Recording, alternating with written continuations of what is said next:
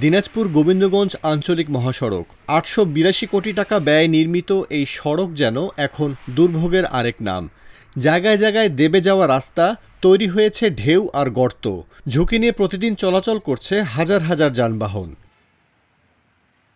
২৩ March দৈনিক আজকের পত্রিকায় প্রকাশিত হয় মহাসড়ক জুড়ে আলপথ, ঝুঁকি নিয়ে চলছে গাড়ি শিরোনামে একটি অনুসন্ধানী প্রতিবেদন। এই প্রতিবেদন প্রকাশের পরেই নড়েচড়ে বসেছে দুর্নীতি দমন কমিশন।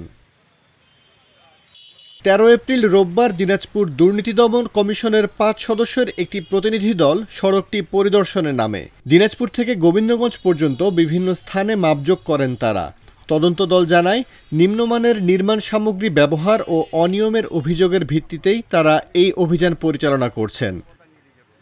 নিম্নমানের নির্মাণ সামগ্রী ব্যবহার কারণে রাস্তাটা অলরেডি বেড়ে গেছে বলে অভিযোগ করা হয়েছে। ইতিমধ্যে আমরা দিনাজপুরতে এটা হলো বিরামপুর পর্যন্ত এসেছি। তার মধ্যে বেশি খারাপ অবস্থা দেখলাম আমরা ফুলবাড়ি টু বিরামপুর, এই বিগত ১৫ কিলোমিটার রাস্তা বেশি খারাপ অবস্থা। আর আমরা আরও সামনে দেখবো, দেখে আমাদের পরিদর্শনের তথ্য সংগ্রহ করে সেটা পর্যালোচনা করে কমিশনে আমরা প্রতিদিন দাখিল করব। এরপরে কমিশনের পরবর্তী সিদ্ধান্তের ভিত্তিতে আমাদের কার্যক্রম পরিচালনা করা হবে।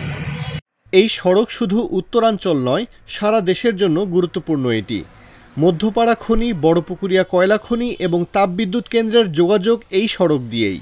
স্থানীয়দের দাবি, দুর্নীতির সঙ্গে জড়িতদের আইনের আওতায় এনে দ্রুত সড়ক মেরামত করে নিরাপদ করা হোক।